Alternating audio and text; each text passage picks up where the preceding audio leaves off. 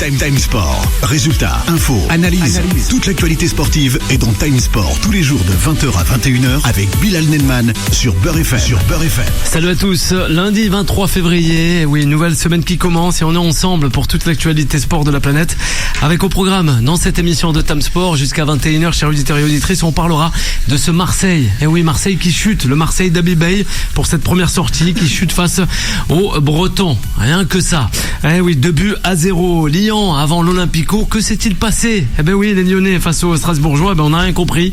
Là aussi, encore une fois. Et on parlera de football anglais avec le Tea Time et Mourad, comme chaque lundi soir sur cette antenne de Beurre FM. On vous rappelle le débat du jour. Bale a-t-il la solution? Justement, c'est la question que l'on se pose. Les supporters, les supportrices marseillaises, marseillais et aussi pas que la planète du football, peut-être arrivé trop tôt durant sa carrière d'entraîneur du côté de l'Olympique de Marseille. Le 01 53 48 3000, c'est le numéro du standard. Pour réagir avec toute l'équipe qui m'accompagne ce soir, cette équipe-là, on va la présenter.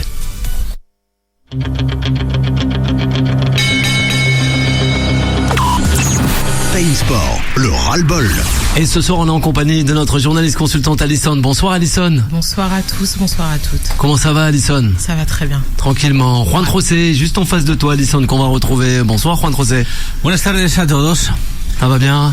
Ça va mieux que pour le Real, mais ça on verra. Ah bah ouais, là le Real, c'est ça. Juste en face on t'a mis Yacine, Juan José. Bonsoir Yacine de Chute Africa, comment ça va?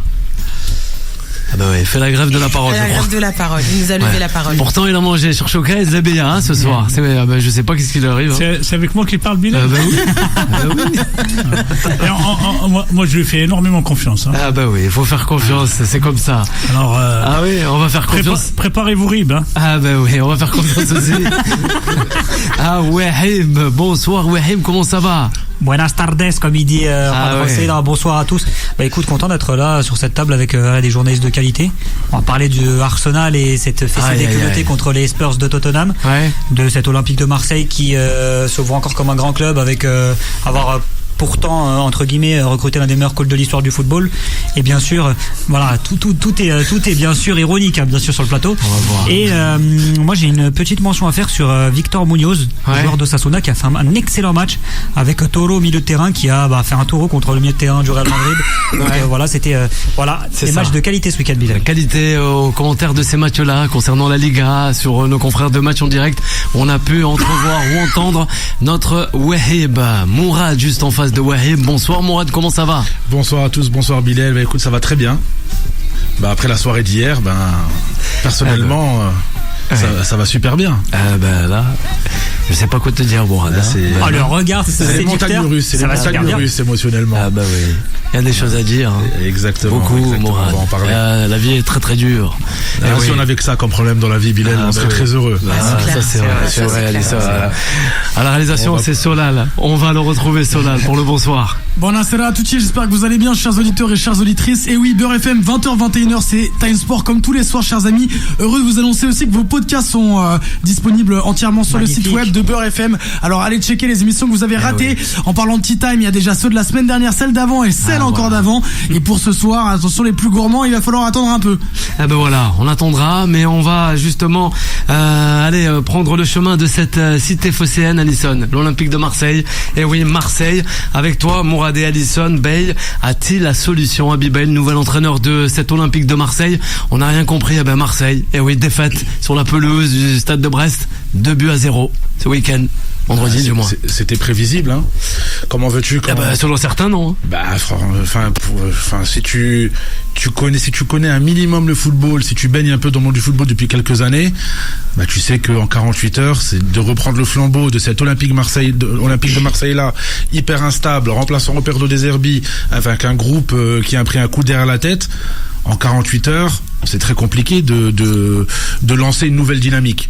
Après, on peut se poser d'autres questions. Est-ce que Habib Beye pouvait faire quelque chose? Mais est-ce que Habib Beye est la bonne personne pour remettre l'Olympique de Marseille? La vraie question pour Alison, c'est ça. Voilà. Donc, moi, je pense que Mourad. Je pense que c'est très compliqué déjà de passer du Stade Rennais, c'est-à-dire t'es en rouge et noir, 48 heures plus tard, t'es en bleu azur et on te dit et t'es dans le sud. T'es dans le sud, donc exactement. Un autre climat, un autre environnement, une autre dynamique.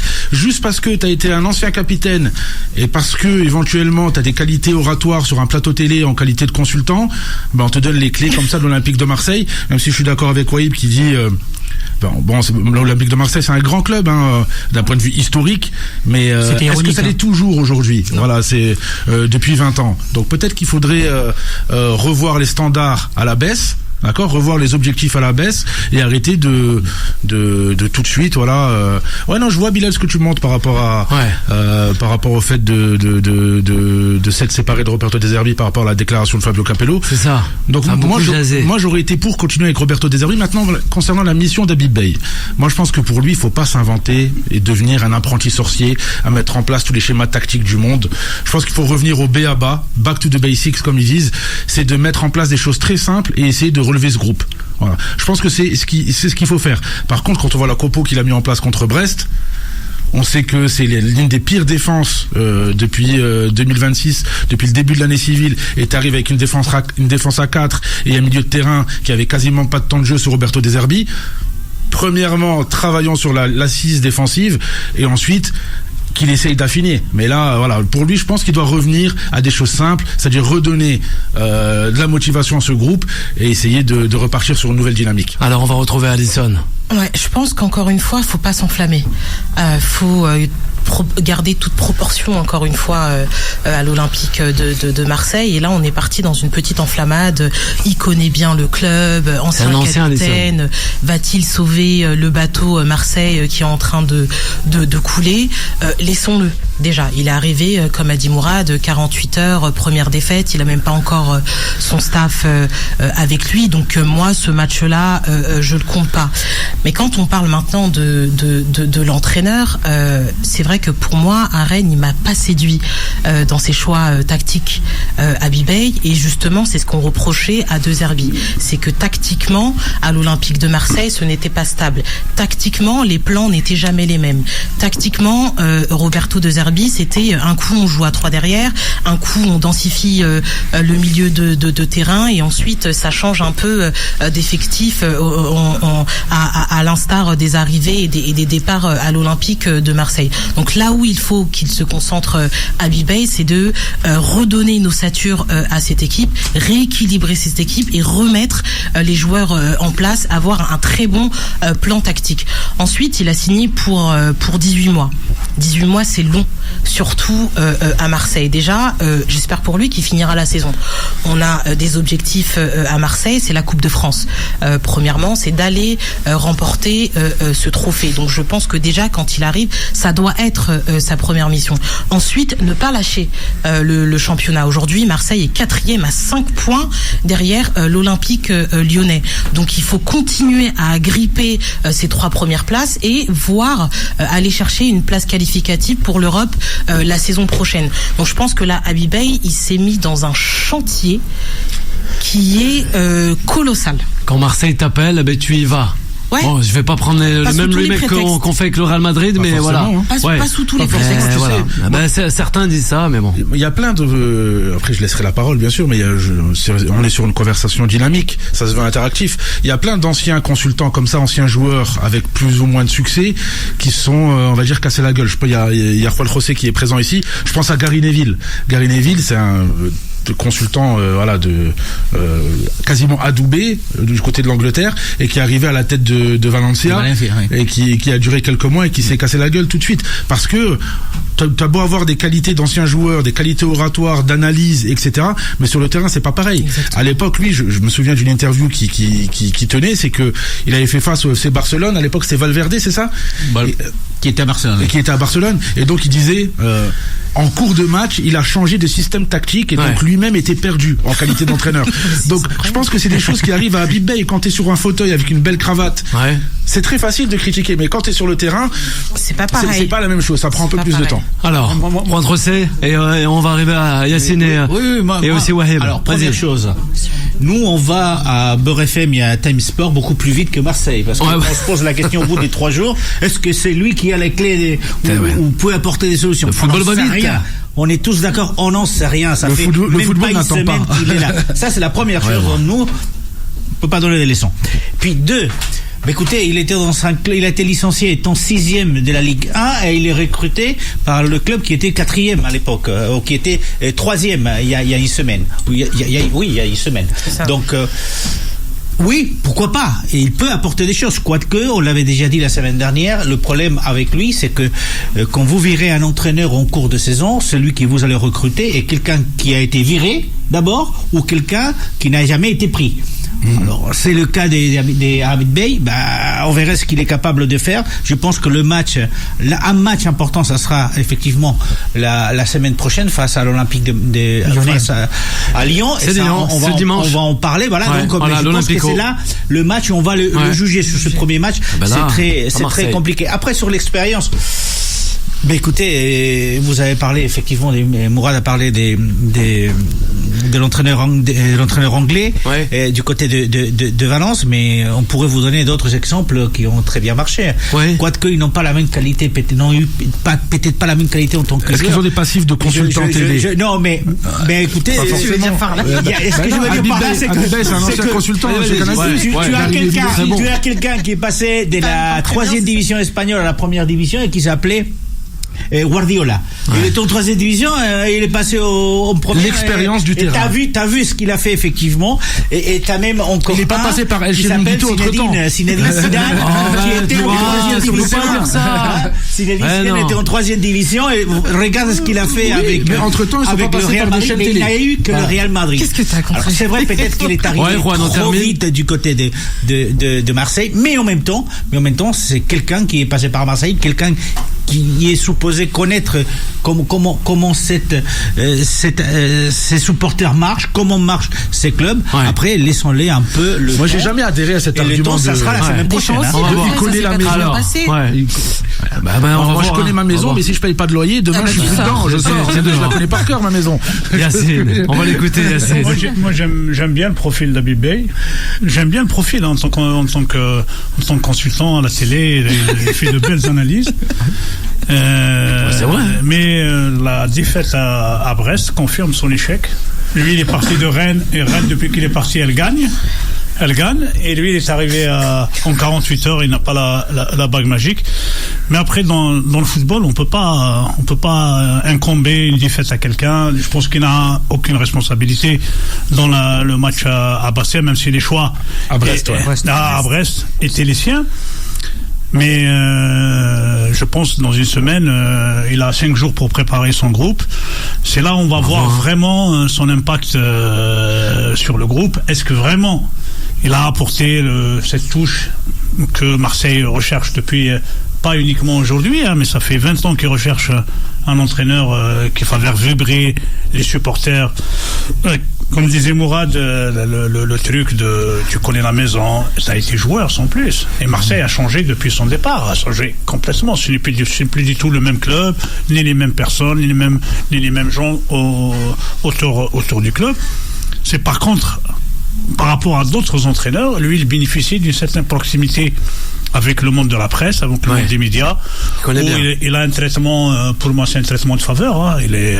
On sent que dans les coulisses, il y a des choses qui se règlent en sa faveur. On essaye parce que des fois, dans le monde, comment le monde des agents, comment les entraîneurs arrivent, il part d'un club, il va tout de suite retrouver un club, alors que de très très bons entraîneurs. Voilà, quand est le cas de Comboiré, il arrive toujours à trouver un club par magie. On a l'impression que c'est des gens qui ont, une certaine. Au PFC là. Et une certaine particularité, ils savent trouver du boulot. Mais le match contre Lyon, je pense pour lui, ça va être très compliqué. Et juste pour dire à Alisson, il n'a pas un contrat de 18 mois, il a un 18 mois il a des conditions. S'il ne gagne pas la Coupe de France, c'est une condition sine qua non pour qu'il. Mais oui, c'est ce que j'ai dit. Il faut qu'il gagne la Coupe de France. C'est un contrat objectif. Parce que je pense qu'ils sont pas fous. Bien sûr. Non, c'est ce que j'ai dit. Parce que je pense qu'il a doublé son salaire à Marseille par rapport à Rennes. Oui, bien sûr. Donc c'est pas le. C'est pas le même. 18 mois, mais avec des objectifs à atteindre entre temps. Voilà. Donc déjà l'objectif de la Coupe de France, il est. Certains pensent qu'ils sont en finale. En fait, ils arrivent en quart de finale. Il reste le quart de finale, il reste la demi-finale et la finale. Donc il reste des matchs. marche quand même avant de soulever éventuellement la Coupe de France. Ce trophée qu'ils n'ont pas soulevé depuis quand? 89. Depuis 89. Voilà, donc c'est compliqué. Ouais.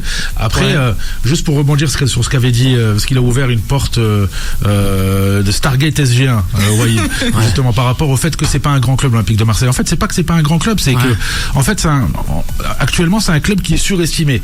Aujourd'hui, en termes de matériel, les joueurs qu'on a ramenés, c'est des joueurs qui s'inscrivent dans une politique de trading.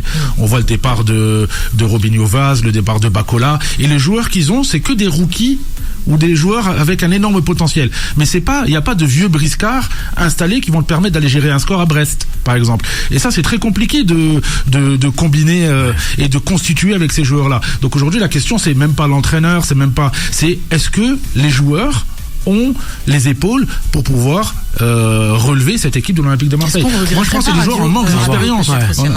Un Rabiot, par exemple, c'était très bien. Un Rabiot, en fait, c'est le péché originel de l'Olympique de Marseille.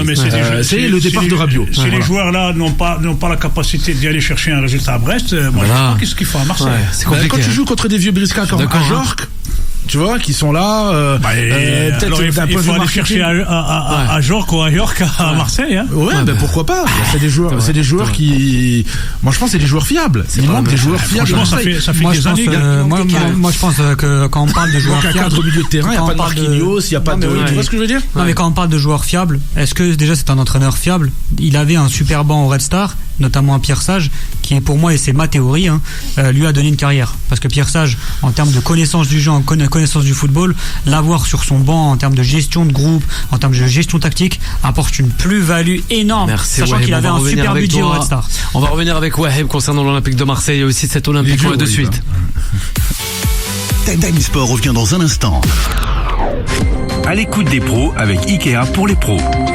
Aménager un espace professionnel, c'est avant tout une course contre la montre et un défi de coordination. Pour répondre à ces enjeux, Ikea a conçu une offre spécifiquement dédiée aux entreprises. Victorien, bonjour. Bonjour. Vous êtes responsable Ikea pour les pros. Quels sont les avantages que vous apportez aux professionnels? Alors tout d'abord, nous avons des équipes dédiées en magasin et à distance pour les accompagner de la planification à l'installation dans tous leurs projets et surtout quel que soit le secteur d'activité. D'accord, donc c'est un accompagnement personnalisé. Exactement. On propose des rendez-vous avec nos experts en aménagement, de la facilité de paiement ou encore des livraisons adaptées. Et il existe aussi un programme de fidélité, c'est ça? Oui, absolument. Le réseau Ikea Pro qui permet de bénéficier d'offres et d'avantages exclusifs tout au long de l'année. Et pour souhaiter la bienvenue à tous nos nouveaux membres, on leur offre une remise sur le premier achat. Et comment fait-on pour vous contacter? C'est très simple. Rendez-vous en magasin avec nos équipes ou sur ikea.fr/pro.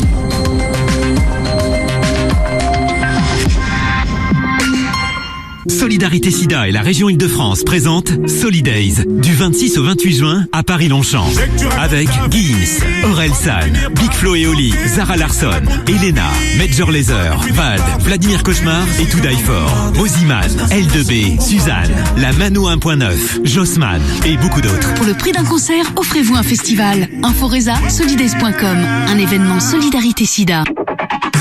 Sur Beurre FM, la musique ne s'arrête jamais. Rail, R&B, rap, fusion, kabyle et toutes les nouveautés qui font bouger vos journées. Infos locales et nationales, émissions culturelles, jeux et découvertes. Un peu de tout, mais toujours avec du style et de l'énergie. Partout en France, sur la FM et en DAB+, Beurre FM vous accompagne, vous fait vibrer et vous parle comme vous aimez. Branchez-vous, c'est votre radio, votre son, votre univers.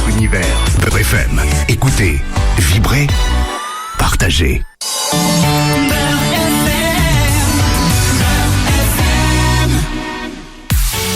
20h, 21h, Time Sport avec Bilal Nenman sur Beurre FM. Nous sommes de retour lundi 23 février. Toujours en live, jusqu'à 21h, Ah bah oui. Ah, je sais pas ce qui m'est arrivé. Peut-être c'est la sortie du nouveau film cette semaine en salle. Ah bah oui, amoureux, ah bah là, oh là là. Et longue histoire. Non, on a vraiment confiance en lui. Très très confiance en lui. On va retrouver. Aujourd'hui, Wahib il était là. Ah bah oui. Je crois qu'on est les plus heureux, Wahib. On a tous un Bilal en nous en fait. Ah bah oui. Allez, on va retrouver Wahib justement. Time Sport. La parole des sociaux. Ouais, et l'Olympique de Marseille. Non, concernant l'Olympique de Marseille, après ma blague ratée, j'aimerais parler de cette Habib Beye qui pour moi avait une gestion de bon communicant, de. Non, il va s'étouffer. Mais non. Yacine est en train de s'étouffer. Non, pour revenir à ça, Habib Beye, concernant sa gestion de carrière, pour revenir à cet état d'esprit. La gestion pour moi de sa carrière, elle ne prouve rien. Il passe du Red Star à Rennes. En fait, il est propulsé dans un club de Ligue 1 qui a comme un budget, qui a quand même des ambitions européennes. Il arrive dans des conditions quand même chaotiques parce qu'il jouait le maintien et il respecte ses ambitions sportives, parce que passer de 16e à 6e pour un club comme Rennes, c'est très bien, mais bon, le budget peut permettre un salut à cette équipe-là. Concernant l'Olympique de Marseille, pour moi, il lui faudra, au cours de sa carrière, rénover son staff technique, parce qu'il avait un très bon staff du côté du Red Star, et ce staff-là qu'il a eu, pour moi, notamment à Pierre Sage, parce qu'il avait Pierre Sage en adjoint, et ça vaut énormément Pierre Sage en adjoint. Moi, je me rappelle de l'aspect. Donc pour toi, Wahib, c'est celui qui a fait le vrai travail au Red Star, c'est Pierre Sage. Alors c'est pas que tout à l'heure, pour poser moi, une je te tiens au mot, hein. Non, mais tu me tiens au mot. Il a donné la carrière à. Moi, je pense que dans le football, des adjoints ont donné des carrières à des entraîneurs. Pas donné des carrières et que l'entraîneur ne valait rien footballistiquement. Mais aujourd'hui, avoir un adjoint qui a de la qualité, qui a une connaissance football et qui puisse te contredire, te dire, là, ce que tu fais, c'est n'importe quoi. Je pense que je peux apporter ça. Je peux donner un autre exemple. L'exemple de Jamel Belmadi, qui n'avait pas réformé son staff après la CAN 2019. Ça, c'est un très bon exemple de tout ça. Par exemple, si tu veux avoir une équipe cohérente, tu veux travailler dans la durée. Jamel a gardé le même adjoint pendant 6 ans. C'est ça a été un échec. Ensuite, et concernant Habib Beye, moi je pense que à un moment, même Guardiola l'a fait en première ligue. Guardiola, il a eu plusieurs période dans sa carrière où il a eu différents adjoints. Aujourd'hui, il a un adjoint un peu plus pragmatique, qui n'a pas la même vision du football que lui. L'ancien adjoint de Jürgen Klopp, il me corrigera, Mourad, si c'est vrai ou pas. Auparavant, il avait un adjoint mexicain qui avait la qualité de cette relance à 3. Je me rappelle un peu ce football de relance, un peu de jeu arrêté. Donc pour moi, l'adjoint est important, et aujourd'hui Habib Beye n'avait pas les personnes autour de lui pour réussir au Stade Rennais. Il n'avait pas la stabilité d'un club. Maintenant, l'Olympique de Marseille, là c'est autre chose. Franchement, il n'y a pas plus stable que le Stade Rennais. Donc à Rennes, c'était pas de sa faute. Je pense. C'est pas sa faute à 100%, mais pour moi, c'est la faute à son adjoint. Il avait quand même un bel effectif à Rennes. Non, il a un bel effectif, mais pour moi, le staff qu'il avait autour de lui n'était pas performant. Et par exemple, je vais prendre l'exemple d'un Luis Enrique. Luis Enrique qui a réformé son staff durant des années. Et là, il le fait. Il a fait les résultats qu'a eu Luis Enrique dernièrement, parce qu'il y a eu des nouvelles têtes. Pour moi, ils sont très importants dans le football. Donc, dans un premier temps, oui, pour moi, Habib Beye a des connaissances de football et il connaît le terrain. Le deuxième contre-argument que je pourrais en fait opposer à ce que j'ai dit, c'est l'adjoint qui va lui apporter la patte technique que lui ne voit pas, parce que à certains moments il y a des adjoints qui peuvent gérer des séances, qui peuvent gérer la vidéo, parce que quand on a une équipe de 15 et on voit le contre-pressing par exemple qui est mal fait par Mason Greenwood à la 61e, Habib Beye il pourra pas le voir tout seul. Ça c'est sûr. Et je pense que il est pas capable selon toi. Non, mais parce qu'il te faut un travail, c'est un travail aujourd'hui collectif. T'as 15 personnes autour de toi. On regarde le reportage de Luis Enrique, personne ne me comprend ou personne ne comprend rien. Et on voit le travail faramineux de son équipe d'adjoints, c'est incroyable. Donc pour moi aujourd'hui, il a peut-être pas les connaissances qu'a Pep Guardiola, parce qu'il n'a pas encore la bouteille, mais en tout cas, ce qui lui construira sa carrière, c'est des hommes autour de lui, et dans une armée, tu as des hommes qui sont autour de toi. Donc aujourd'hui, le problème d'Habib Beye, c'est son entourage. Pour moi, oui. Pour moi, il lui faut un banc, il lui faut une équipe s'il veut réussir dans le football. Alors, Juan Grosset, Mourad, même le réalisateur, allez-y, on vous écoute. Il le faut de l'instabilité. C'est très compliqué d'avoir de l'instabilité quand 15 jours avant, tu te fais virer du club où tu étais. Oui. Donc tu arrives à Marseille, c'est une porte qui s'est ouverte, et là, je crois qu'il a dit, on va foncer. N'importe qui aurait fait la même chose, mais c'est vrai qu'il faut de l'instabilité, et Marseille ne peut pas lui apporter cette stabilité aujourd'hui. Alors oui, il a entraîné pendant 3 mois une équipe de première de Ligue 1, et donc il est très proche du terrain aujourd'hui, parce que jusqu'il y a 15 jours il était avec Rennes, mais c'est vrai que cette stabilité, il va falloir la trouver. Au niveau du staff technique, elle n'y est pas. Au niveau des joueurs, elle n'y est pas, justement parce que la politique mise en place les 2 dernières saisons, notamment par Longoria, où il y y a un turnover qui est incompréhensible, fait que tu ne peux pas construire une équipe sérieuse. On a beaucoup parlé des Serbes parce que à chaque fois c'est une équipe différente. Mais en même temps, il y a cette partie, les dirigeants et notamment Longoria, qui n'arrivent pas à trouver la clé pour cet Olympique de Marseille. J'ai beaucoup répété, depuis qu'il est arrivé, il y avait 5 entraîneurs plus des Serbes. Aujourd'hui, c'est 6 entraîneurs plus encore notamment Habib Bey. Donc effectivement, quand tu as 7 entraîneurs qui sont passés, le problème va ailleurs que l'entraîneur. Il faut lui laisser le temps. Je pense qu'il faut. Il n'a pas la bouteille, mais la bouteille on la remplit. On fait ça des matchs et allons au charbon. Et ben là, ça se fait comme ça. Mais rapidement, pour répondre à Juan José, la bouteille, tu la remplis petit à petit. Mais aujourd'hui, la bouteille, je vais prendre par exemple l'exemple de cette bouteille de Coca. La bouteille de Coca, tu vas mettre par exemple des pierres. Il fait de la pub. Non mais là parce qu'on a cet exemple-là. Mais par exemple une bouteille, on va prendre une bouteille en plastique. Ok, t'engranges ta carrière, t'engranges de l'expérience.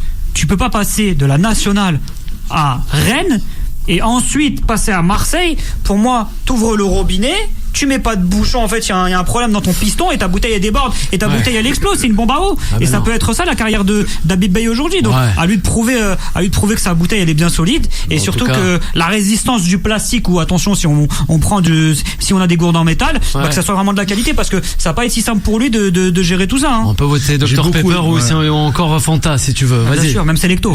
J'ai beaucoup aimé Wahib, là il m'a replongé dans mes cours de physique chimie au collège. Non, ça, franchement c'était super. Alors, je rigole, je taquine Wahib, hein. J'aime beaucoup ces analogies. Mais non, par rapport à Habib Bey, en fait, quand on regarde son CV, moi j'ai l'impression qu'il y a quelques trous. En fait, non mais c'est vrai. Il commence. Il y a un énorme trou. Non mais il y a beaucoup d'entraîneurs. Avec le Red Star, il a fait quand même. Il commence en national quand même. Il est fait monter en Ligue 2. Donc c'est pour ça que je dis il y a quelques trous. Moi j'aurais aimé soit qu'il commence par un parcours on va dire d'adjoint. Je pense que c'est très formateur de commencer, d'être observateur, d'avoir le rôle qu'a eu Pierre Sage avec lui dans un premier temps. Parce que Pierre Sage, il a dû être observateur. Ensuite, il est passé de adjoint d'Habib Bey au Red Star à directeur du centre de formation de l'Olympique Lyonnais. Ensuite, il a gravi les échelons en interne, et je pense que ça, il n'y a pas mieux comme trajectoire. Ensuite, il aurait dû vivre une épopée avec le Red Star avant tout de suite de passer de ventre mou. Non mais il a un melon énorme. Red Star en difficulté en Ligue 2 à tout de suite être propulsé dans le Stade Rennais très médiatisé en qualité d'entraîneur principal. Donc moi je pense que voilà, il a sauté des étapes dans son parcours, et je pense que ça l'aurait aidé, et là encore plus, mais tout ça c'est parce qu'il bénéficie de certaines faveurs d'un point de vue médiatique en fait. Mais il a un melon énorme. Je parle pas de la personne parce que je le connais pas, mais je parle d'un point de vue pour refuser des clubs de Ligue 2 par exemple. Pour refuser des clubs de Ligue 2, pour dans moi, le football moderne, il passe de Stade Rennais en 48 heures peu ou prou en difficulté à Olympique de Marseille directement parce qu'il a un passif de joueur, parce qu'il a porté le brassard, etc. À l'Olympique de Marseille, quand on sait les difficultés et les objectifs de ce club-là. Et ça n'offusque personne. Alors qu'à l'Olympique de Marseille, il y a des entraîneurs qui sont arrivés, qui ont prouvé en Liga, qui avaient pignon sur rue, comme l'ancien entraîneur qui aujourd'hui à Villarreal, comment il s'appelle, l'entraîneur espagnol. Michel. Non, pas Michel. Pas Michel. Entraîneur de Villarreal actuellement. Non, mais je mets Michel parce qu'il sait que. Je sais pas si vous voyez qui c'est. Bon, il y avait Michel, il y a l'entraîneur actuel du Villarreal, etc. Ils ont été critiqués de tous les côtés, alors que c'est peut-être ces entraîneurs-là, ils ont peut-être 500 matchs de Liga. Tu vois ce que je veux dire? Donc voilà, donc ça a été trop vite pour Habib Bey, et maintenant c'est quels sont les objectifs réels de l'Olympique de Marseille. Alors, ne dites pas que vous voulez gagner la Ligue des Champions, la Coupe de France, etc., alors que vous avez intronisé un entraîneur qui a 3 mois de Ligue 1. Bien sûr, c'est vrai. Solal, rapidement, une réaction, on va retrouver Alisson et Yacine. J'aurais tellement aimé voir Thierry Henry sur le banc de Marseille. Je pense que là, c'est visé trop, mais au bout d'un moment, quand on a un club qui a des ambitions aussi hautes que ça, je pense qu'on peut pas se permettre de recruter un entraîneur qui a eu du mal déjà dans cette saison de Ligue 1. Ensuite, si je peux faire une autre analogie, vu que tu les aimes bien, Mourad, quand un entraîneur arrive, il est positionné en tant que capitaine du navire. Si Marseille est aujourd'hui le navire, en revanche, il y a un élément qui fait gagner les équipes, c'est le vent. Et le vent n'en décide pas forcément, que ce soit par les entraîneurs ou par les joueurs. On peut influencer, évidemment. Et aussi, ça me fait penser à une certaine phrase qu'avait dit un entraîneur allemand. Qu'est-ce qui vient le premier entre la technique et l'attitude? C'était une question qui lui était posée et il a répondu: l'attitude vient avant la technique. Et je pense qu'aujourd'hui, cette équipe de Marseille, peu importe le niveau technique cas-là, je suis d'accord. De manière réelle, il leur manque une forme d'attitude, de posture en fait. Ouais. Ouais. Intéressant. En fait, il y a eu un petit effet à Big Bay, excuse-moi Alisson, il y a eu un petit effet à Big Bay sur la deuxième mi-temps contre Brest, où on a vu que sur la première mi-temps, la compo qu'il a fait, c'était la compo qu'il a faite, mais quand ils reviennent du vestiaire en début de deuxième mi-temps, il y a un changement d'attitude. Donc peut-être que là il a eu un discours, peut-être qu'il a résonné à la mi-temps, qui a été efficace, mais après c'est aux joueurs de mettre le ballon au fond des filets, hein, c'est toujours le cas. C'est vrai, Mourad. Addison, on va retrouver Addison. Attendez, on va retrouver Addison. Vas-y Addison, à la suite de Mourad. Non mais à sa décharge quand même, ce qu'on pourrait saluer, c'est son courage. Il a une forme quand même de courage à Bibey pour un entraîneur. Je vois pas où est le courage.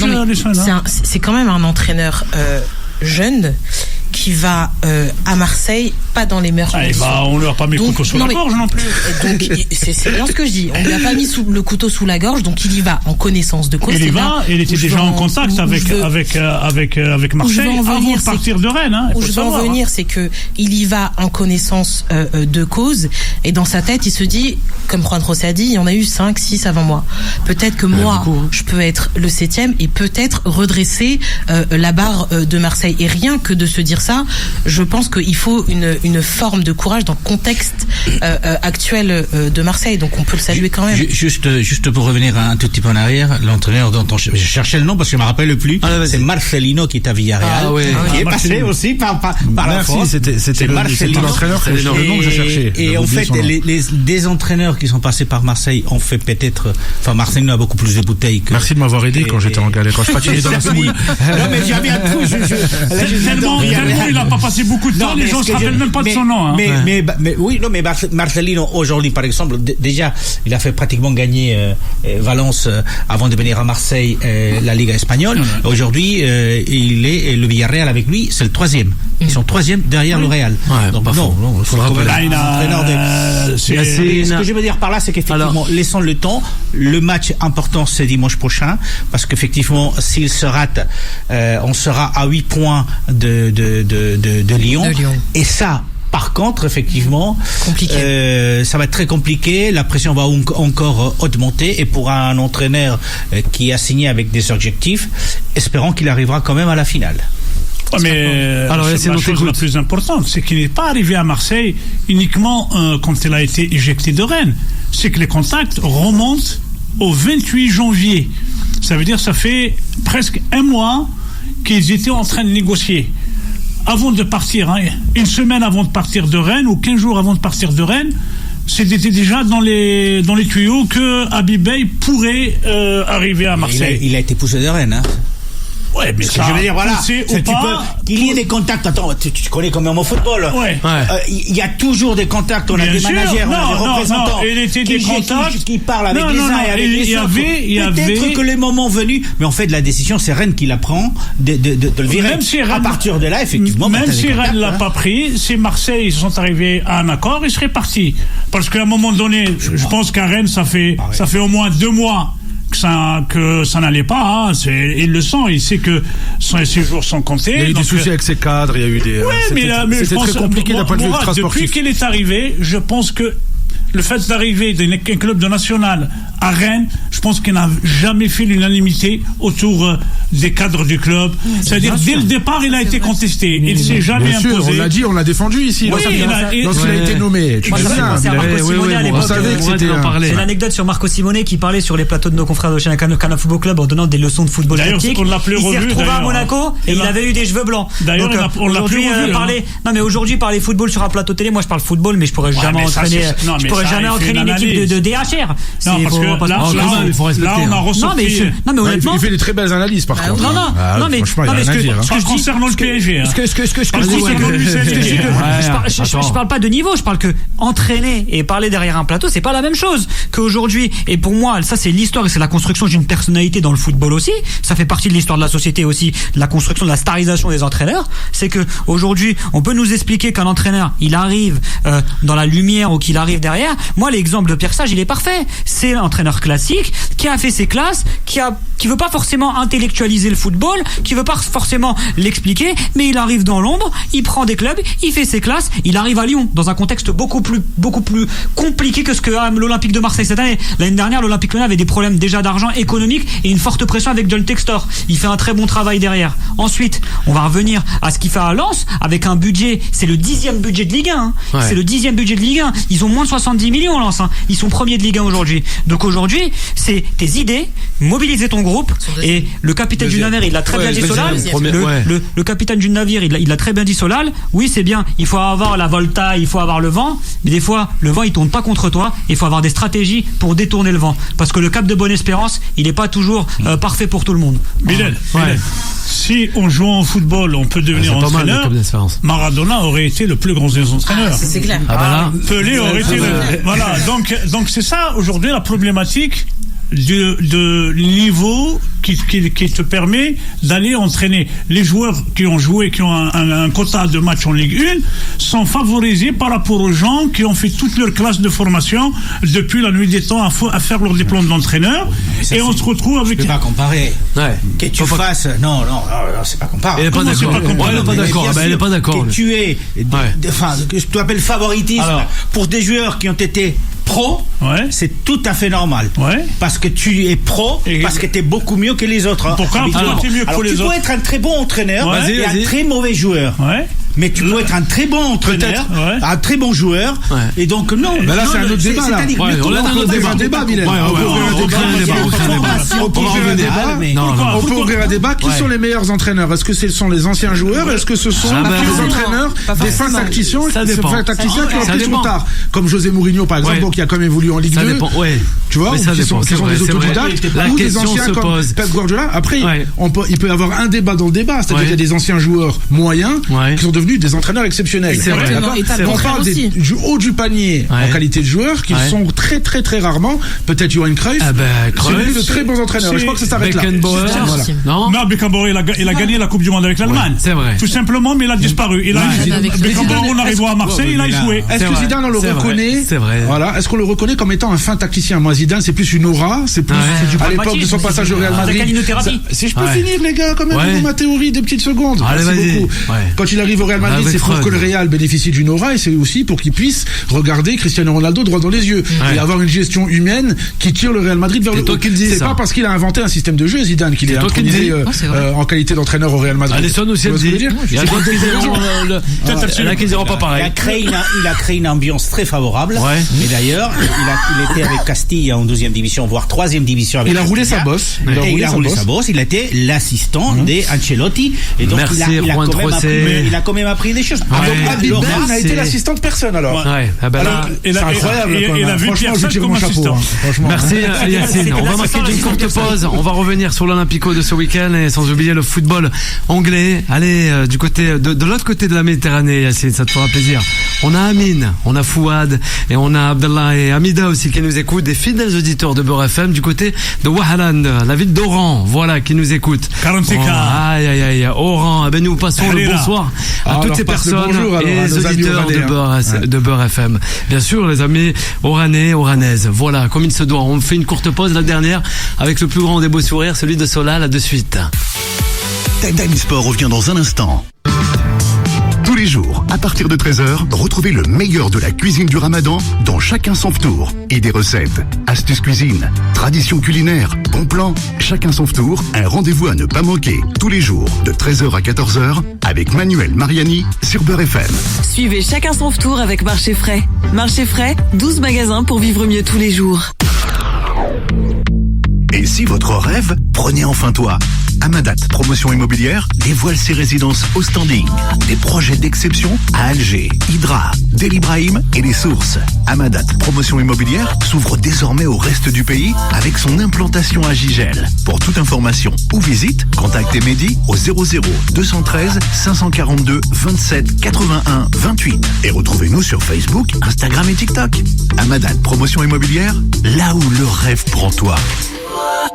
S'acquitter de sa zakat al-mal, c'est bien plus qu'un devoir. C'est l'opportunité de purifier ses biens et de transformer durablement des vies. En ce Ramadan, confiez votre zakat à Muslim Hands France pour désaltérer des familles, soigner des malades, soutenir l'éducation des orphelins et redonner dignité et espoir aux plus vulnérables. Purifiez vos biens, multipliez les bienfaits. Rendez-vous sur muslimhandsfrance.fr ou au 01 49 48 05 05. Muslim Hands France, face au défi, soyons la réponse. Et maintenant, retrouvons Choumicha. Je vous dévoile un de mes délices. Le petit secret de Dari. Couscous Dari, des grains dorés. De mes mains délicatement préparées. Tellement bon que même les 7 légumes lui donnent raison. Généreux et léger, c'est mon préféré. Mon couscous à moi, c'est Dari. Couscous Dari, Meirta Dari. BMW. Pour l'entretien de votre voiture, BMW Service vous a compris 6 sur 6. Oui, vous avez bien entendu, 6 sur 6. Votre BMW a plus de 6 ans? Détendez-vous, on s'occupe de tout. Avec l'offre Avantage 6+, profitez toute l'année de 30% de réduction sur l'entretien de votre BMW. Avec l'expertise BMW, nos pièces d'origine et des prix clairs sans surprise. Prenez rendez-vous sur entretien.bmw.fr. C'est si simple. BMW. Voir conditions et réseaux participants.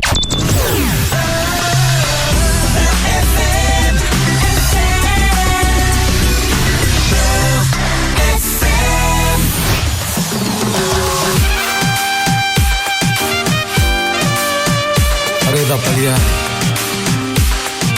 خاطر قاع لي مالورو 20h, 21h, Time Sport avec Bilal Nenman sur Beurre FM. Et nous sommes de retour sur l'antenne de Beurre FM jusqu'à 21h, 20h41 minutes, toujours en compagnie de notre journaliste consultante Alison, Juan José de la partie Wahib, le commentateur sportif, est là aussi avec nous, avec justement nos confrères de matchondirect.fr.com. C'est ça Wahib? .fr ou .fr ou .com ou tout simplement l'application. Voilà l'application, voilà qu'on peut retrouver sur le smartphone et tablette, sans oublier Chute Africa qui nous fait le privilège de nous assister dans ces belles soirées. Super papier sur les légendes de la ville de Bijaya. Ah là là. Il faut savoir que la ville de Bijaya, la région de Bijaya a donné 2 ballons d'or à la France. Ah oui. Et les meilleurs joueurs algériens de tous les temps. Ah là. Donc, c'est une région qui mérite. Ah bah oui. Et là, tu te regardes de travers. Ah bah ouais, voilà, ils sont là. C'est Mourad. Mourad, c'est si Marseille, qui est en face de Bijaya, veut s'en sortir, ils savent ce qu'il leur reste à prendre. C'est de prendre un entraîneur originaire de Bijaya. Ah bah ça coûte trop cher, je crois, les entraîneurs d'origine de Bijaya. Zidane. Ah bah ouais, ça coûte très cher. Par exemple. Ah bah oui, c'est ça. Karim Belhoussine, par exemple. Aussi, Yassine. Alors on reste dans le sud de la France pour parler de cet Olympico de ce dimanche. Time Sport, le mode pressing. On t'écoute, Juan José. Marseille Olympique de Lyon, c'est quand même un match intéressant à plusieurs titres. Bien évidemment parce qu'aujourd'hui c'est Lyon qui est juste devant Marseille, mais quand je dis juste, c'est quand même 5 points devant Marseille, parce que Marseille arrive sur une série de 4 matchs sans victoire. Par contre, nos amis de Lyon, même s'ils ont perdu, malheureusement, je dirais pour eux, face à Strasbourg, ces 5 derniers matchs, c'est quand même 4 victoires. Il y a quelques semaines, il y a 2-3 semaines, je disais que ce match était important pour Marseille parce qu'ils devaient arriver à ce match étant au moins au même niveau que Lyon. Mais la réalité, c'est qu'aujourd'hui, ils sont derrière Lyon et même très loin quand vous êtes à 5 points et que vous visez à jouer la Champions League l'année prochaine. Il y a quand même un changement de paradigme parce que là où Lyon, ces dernières semaines, ce dernier 2 mois est en train de monter. On voit aussi l'arrivée de Hendrich qui a apporté quand même des choses à Lyon, et on voit de l'autre côté effectivement à Marseille qui se délite petit à petit. Donc important ce match bien sûr pour Lyon parce qu'il doit quand même garder cette position privilégiée et mettre de la distance avec Marseille. Ça leur permettrait effectivement d'assurer, même si on est encore à la 24e journée, on sera à la 25e, mais d'assurer un poste en Champions League. Mais c'est surtout Marseille qui m'inquiète, et vous avez tout à fait raison, parce que cette dernière série des Marseillais étant inquiétante dans le sens où le jeu ne va pas, les joueurs sont pas performants sur le terrain, ils ont quand même de la mauvaise chance si vous permettez, parce que vous avez regardé que ces derniers matchs de Marseille, à chaque fois, au bout des 10 minutes, ils encaissent un premier but. Et ça, c'est très compliqué. Si vous avez une défense qui est fébrile, si vous avez une défense qui n'arrive pas à arrêter les attaquants, au bout des 10 minutes, vous jouez contre le cours du jeu à tout le temps. Et donc ça, c'est très compliqué dans un stade où tout le monde est en train de vous regarder de très près. Donc, match extrêmement important. On verra même bien. Si c'est à Marseille, petite pièce du côté de Lyon, plutôt de Marseille, parce qu'ils sont dans une série ascendante, ce qui n'est pas le cas de Marseille. Même dans cette ambiance folle qu'est le Vélodrome. Ah oui, mais l'ambiance folle, on a vu ces dernières saisons dans une ambiance folle se faire battre rudement par d'autres équipes qui n'avaient pas la qualité de Marseille. Donc voyons voir, mais je pense que ça sera vraiment un match clé pour Lyon et un match clé aussi pour Marseille, surtout s'ils venaient à perdre, parce que vous imaginez si Rennes passe devant Marseille, ceux qui l'ont viré de Rennes vont dire ils vont être assez voyons. C'est vrai. Oui, Wahib. Rapidement, c'est pour contredire un peu la statistique de Juan José sur l'Olympique de Marseille, 10 minutes de jeu. C'est pas vrai, parce que contre l'URC Strasbourg, Marseille marque à la 14e minute, les Ultras font grève, arrivent à s'en sortir. Le match contre le Paris Saint-Germain n'illustre pas tous les matchs de Ligue 1 de l'Olympique de Marseille. L'Olympique de Marseille, par contre, pour rentrer à l'opposé de cette statistique, après la 90e, a pris plus de 9 points, a perdu plus de 9 points en Ligue 1. Donc là, il y a le problème. Le problème, il n'est pas dans l'entame des matchs. Le match contre Lens au Vélodrome, Marseille, dans les 10 premières minutes, est incisif et a mis une pression, mais omnipotent au milieu de terrain, et arrive à très bien gérer, et même on s'en sort et gagne haut la main contre le RC Lens. Donc pour moi, le problème de cet Olympique de Marseille, c'est pas le début de ces entames de match, c'est la tenir un score, gérer un score. Mais quand t'as pas vraiment de joueurs d'expérience, t'as pas vraiment de joueurs de qualité qui peuvent mettre du calme dans cette équipe, le problème, il fait que tu commences à paniquer. Et le match, par exemple, même, et je vais prendre un autre exemple, et je vais surenchérir un peu dans mes exemples, contre le Paris FC à Jean-Bouin, Marseille gère totalement le match pendant 70 minutes. Il craque dans les 30 dernières minutes, l'Olympique de Marseille craque, s'effondre, et au final se prend une égalisation totalement choquante qui assomme totalement le club phocéen. Donc pour moi, la OM, tu parles au passé, hein. Tu parles de l'OM de Deserbi, hein. Là, on parle de l'OM de Habib Beye. Non, mais là, Habib Beye, pour le premier match, il a encaissé 2 buts en première mi-temps, hein. Donc, après, Juan José, il a raison, hein. Après, on parle de Habib Beye, hein.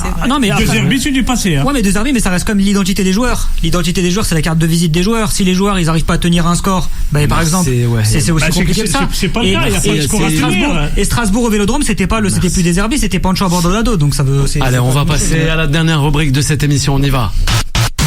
Tea Time avec Mourad. On écoute Mourad. Alors, ce football anglais.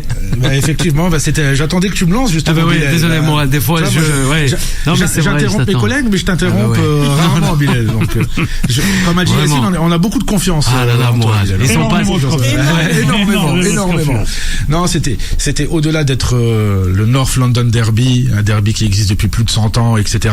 Là, on va rester très pragmatique dans le débat, c'était le premier contre le 16e. Donc voilà, c'était au-delà de tout le folklore qu'il y a autour de ce derby. Ils ont joué peut-être dans le stade le plus moderne du monde. Il a été couvert par quasiment, je crois que c'est un des matchs les plus couverts médiatiquement. Il y avait Canal+ qui était sur la pelouse. Ils ont vanté toutes les gloires de Tottenham, d'Arsenal étaient présentes, de Premier League. Il y avait que des jolis noms, au Tottenham Hotspur Stadium. Mais en fait, sur le papier, c'était un prétendant au titre, Arsenal, qui est dans une course au titre depuis 24 ans, qui n'a pas gagné la Première Ligue, donc et qui sent le Manchester City leur souffler dans la nuque, et on a un Tottenham Hotspurs pour la première d'Igor Tudor qui essaie de s'éloigner de la zone de relégation. Donc voilà, et c'était un super match, plein de passion. Moi j'ai beaucoup aimé. D'ailleurs, tout ce qu'on avait dit la semaine d'avant sur les critiques d'Arsenal autour des recrues, autour d'Eze, autour de Gyökeres, autour de la fébrilité défensive, etc., c'est rendu caduque, parce que lorsqu'on est dans des derbys comme ça, avec tellement d'émotions, avec tellement de passion, tout s'annule, et en fait il ne reste que la réalité du terrain. Et c'est ce qu'on a pu constater du côté d'Arsenal. On a vu un grand Eze. On a l'impression d'ailleurs qu'il a été recruté que pour les matchs contre Tottenham. Son premier, il avait mis un triplé le match aller. doublé, non, je crois que c'est un but, une passe décisive ou 2 passes décisives au match retour. Donc il a performé en termes de buts que contre Tottenham. Doublé, on est d'accord. C'est doublé de Gyökeres aussi, on est d'accord. Donc c'est doublé de Gyökeres et Eze. Donc voilà, donc c'est super impressionnant et ça démontre en fait l'importance de ce derby-là pour les supporters d'Arsenal. Et on avait critiqué ici, on a découpé dans tous les sens, pire qu'Habib Beye aujourd'hui, Victor Gyökeres. Et Victor Gyökeres, il nous sort une masterclass d'avant-centre hier à Tottenham, dans le Tottenham Hotspur Stadium, même si pour moi il a encore une colonne vertébrale en acier. mais hier on peut que le féliciter pour sa performance. Donc voilà, que dire aussi de la première d'Igor Tudor. Pour lui, c'était très compliqué. Je sais pas si vous avez vu, il y a une vidéo qui circule sur les réseaux sociaux où il essaie tant bien que mal de replacer sa défense, où il parle à Van de Ven en lui disant de remonter le bloc, et t'as Van de Ven qui l'ignore totalement. Donc ça montre en fait des signaux que ça va être très très compliqué pour Igor Tudor, même si on a l'impression que c'est un entraîneur de mission. Mais là, on a l'impression qu'à Tottenham, le mal est beaucoup plus profond que ça. D'ailleurs, en conférence de presse post-match, il dit que va falloir changer nos vieilles habitudes. Donc il sent que à Tottenham, voilà, il y a un mal qui est très profond. Tottenham, voilà, c'est un club qui est hyper bien géré d'un point de vue business par Daniel Levy. Tout va bien au niveau des finances, le PNL est positif, mais d'un point de vue sportif, c'est juste la catastrophe. Et là, on se dirige éventuellement vers une catastrophe sportive parce que ils sont à 4 points du premier non relégable. Je crois que c'est Nottingham Forest ou West Ham qui eux ont été malchanceux ce week-end. Nottingham Forest face à Liverpool, ils méritaient de gagner. Il y a West Ham qui ressort la tête de l'eau et qui commence ils ont battu Manchester United il y a pas très longtemps. Donc voilà, attention. Ils ont fait match nul. Ils avaient fait match nul. Ok, autant pour moi. Autant pour moi. Merci beaucoup. Donc attention, voilà, ils sont pas. Ça a l'air plus compliqué que prévu. Voilà. Et ils ont un effectif, non pas pour jouer le maintien, mais ils ont un effectif au moins pour être, pour moi pas top 4, d'accord, mais au moins top 8. Voilà, en première ligue. Et les entraîneurs se suivent et échouent. Et donc il est là le problème. En fait, c'est quelle politique sportive mettre en place du côté des Spurs. Ouais, ça pose problème, Mourad, en ce moment, hein, concernant ce football anglais, toute l'actualité aussi qui règne en Grande-Bretagne. Ouais. Ben oui, on est dans une logique de course au titre où il y a Arsenal, voilà, qui sent Manchester City venir derrière. Je pense pas que City va. Pour moi, le match du titre, ça va être le match à Manchester City qui arrive dans quelques journées. Et on a Tottenham, même s'ils ont quelques blessés, voilà, qui continuent à sombrer dans ses travers. Voilà, peu importe l'entraîneur, que ce soit Tudor, que ce soit Postecoglou, que ce soit Thomas Frank, voilà, peu importe. Je crois que c'est le 3e entraîneur cette saison côté Tottenham. Donc c'est compliqué. Réaction Alisson, Waheb aussi. Moi j'ai une réaction à chaud à faire sur ce club de Tottenham. Bah, déjà ils ont un problème de finances, c'est aussi par rapport au remboursement du stade. On sait que justement, c'est un club qui est très bien géré au niveau des finances. Non, ils sont très bien gérés, mais je pense que les remboursements du stade mettent quand même un poids dans les baskets en termes d'ambition, parce qu'il y a ce problème-là. Et ensuite il y a aussi le problème des agents qui est vraiment tué le club de Tottenham avec certains va-et-vient et certaines non-stabilités. Je pense qu'ils sont passés d'un directeur sportif qui avait quand même mis une stabilité avec Pochettino, et même après l'après Pochettino où il y avait quand même une gestion un peu plus cadrée, des profils bien recherchés pour les joueurs de Tottenham. Voilà. Et là je vais revenir rapidement à Arsenal. Moi à Arsenal, il y a un joueur qui ne me convainc pas du tout à certains moments. Victoire magnifique, pragmatique, Gyökeres qui marque. D'ailleurs, le 3e but, le décalage qu'il fait, il pèse sur la défense. Le but de Eze, il est excellent. Mais moi, c'est l'individualisme d'excès de Bukayo Saka. Bukayo Saka, sur 2-3 occasions, il part sur son côté. Il peut la redonner à un certain moment à Eze, il veut frapper tout seul. Et je pense que Saka, il commence à avoir un certain melon sur le terrain. Ah ouais. Il va falloir qu'à un moment, il gagne bien en plus, hein. C'est le thème du soir. Non, mais le melon. Il a un sacré melon dans la tête, parce qu'aussi il vient de prolonger. On en a parlé vendredi dernier avec Mourad sur le plateau sur sa prolongation. C'est le melon de Rio. Non, lui c'est un melon londonien. C'est un melon nigérien. C'est un melon nigérien. Non, mais en tout cas je pense qu'il va falloir qu'il travaille un peu plus sur l'aspect collectif. On parle de la qualité du melon Belal. Le Rio, c'est qualité exceptionnelle. Mais par exemple, moi je ne serais pas surpris si à un moment l'entraîneur d'Arsenal il prenne certaines responsabilités, de pourquoi pas donner un peu plus de responsabilité à certains moments à Madueke qui pourrait et moi j'aimerais le voir parce que moi il y a des actions parce qu'Arsenal peut gagner 5-6 avec 5-6 buts de plus avec 2 buts de plus à 6 buts Arsenal pour moi le score est logique hein. Mais il se prend pour Lionel Messi en un moment en partant tout seul sur le côté droit alors que Eze il est tout seul Eze qui part tout seul avec une belle conduite de balle, il lui donne un ballon qui est un peu plus compliqué à manœuvrer, il arrive à la contrôler parce qu'il a la qualité technique. Après l'heure de jeu, il peut lui redonner, Eze peut décaler Gyökeres ou pas, et c'est aussi pour ça que les attaquants ensuite derrière, ils ont pas de confiance. Quand tu sers pas certaines choses, pour moi tu perds un petit peu ta confiance. Moi j'étais d'accord avec Wahib avant ce match contre Tottenham. Et là vraiment dans le contenu, moi je sais pas, peut-être qu'on n'a pas la même sensibilité, mais j'ai trouvé Saka excellent, même s'il a pas été décisif, même s'il a pas marqué, mais j'ai trouvé Saka excellent sur ce match-là, contrairement au match précédent où pareil, voilà, on était raccord hein, sur le fait que voilà, il était prolongé, récompensé d'un contrat de 5 ans, 350 000 euros par semaine, voilà, avant d'avoir soulevé le titre, etc. Mais là hier, il a été incroyable. Donc ouais, un derby, c'est comme une finale, ça se joue pas, ça se gagne. Donc peut-être qu'il y aura une dépression. Après ce match-là et on verra comment va se finir la course au titre parce que dans ces matchs-là tout est exalté là on a eu sauf Rice voilà qui a pas l'habitude de faire des erreurs mais il provoque l'erreur de l'égalisation et aussi il y a un fait de jeu peut-être du côté des Gunners si c'était arrivé contre eux, peut-être qu'on en aura entendu parler, mais il y a eu peut-être que la faute de Kolo Muani sur Gabriel, elle est quasiment minime. Peut-être que dans 90% des autres matchs de Première Ligue, peut-être que le but est accordé. C'est très léger, les deux mains derrière le dos de. On retrouvera le Tea Time la semaine prochaine à partir de lundi soir. Vas-y.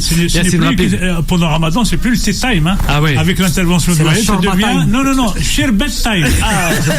C'est la Sherbet Time. Ça, c'est toi qui le dis. Il nous a régalé, Wahib, aujourd'hui. Avec des cours d'SVT, bien sûr. C'était les annales du brevet des collèges 99-2000. Mais là, juste une petite information. Voilà, il y a un jeune joueur un international algérien du U20 qui va rejoindre l'AS Saint-Étienne, la réserve de l'AS Saint-Étienne sous forme de prêt avec option d'achat. C'est pour Akbou, c'est une première. Voilà, bravo Yacine. Info de Shoot Africa qu'on pourra retrouver sur les pages du site internet. Un grand merci à toi Yacine, à Alison, à Wahib, sans oublier Juan Trossé et Mourad qu'on retrouvera la semaine prochaine à partir de lundi. Retrouvez Time Sport tous les jours de 20h à 21h et en podcast sur beurrefm.net et l'appli Beurre FM.